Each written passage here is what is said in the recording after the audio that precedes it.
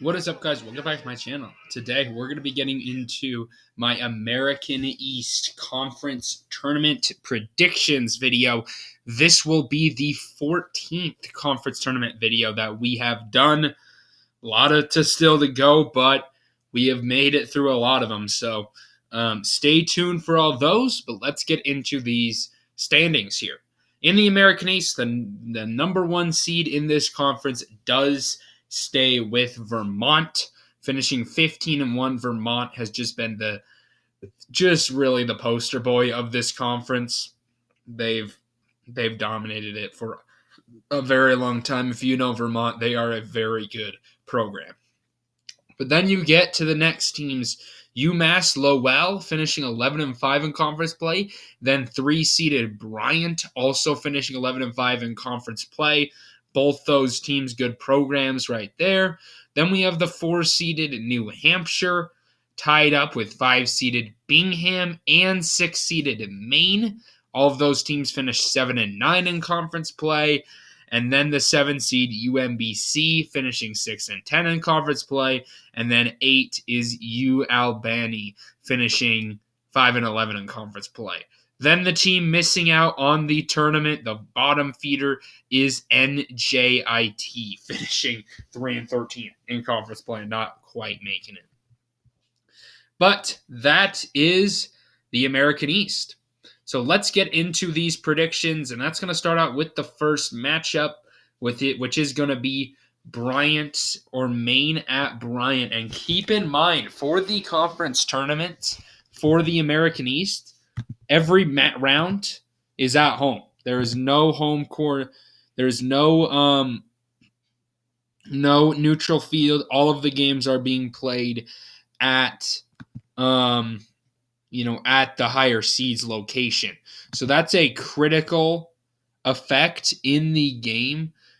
I do believe, yes, this is a reseeding bracket. So the highest seed to make it past the quarterfinals will play the lowest seed.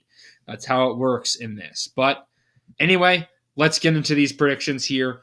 Just to make things easier, we're not going to go by that because that would just make things too complicated if we have it's best to get the highest seed one out of the way. But first, we do have Vermont taking on UAlbany. I do have Vermont winning this one. There's a reason why they're 15-1 in conference play. I'm just curious to see who their one loss came to. It was against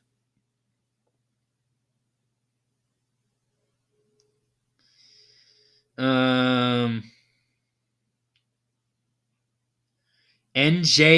It was against the worst team in the conference.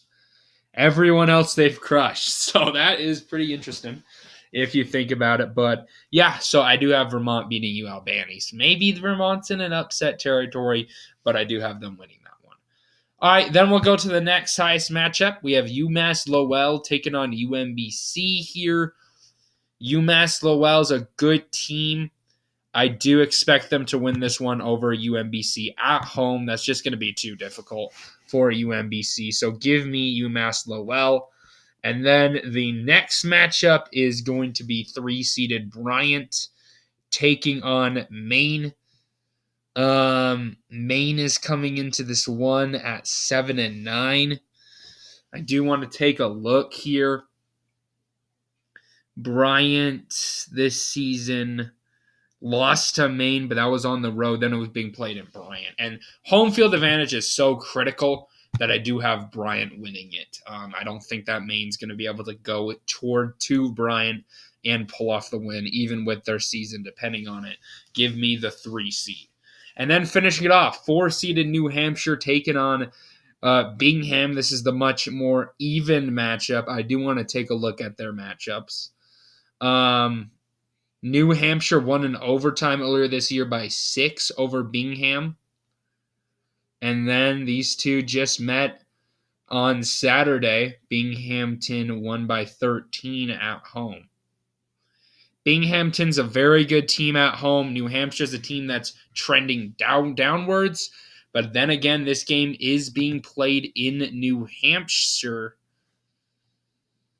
It's an interesting game, but I am going to go with Binghamton.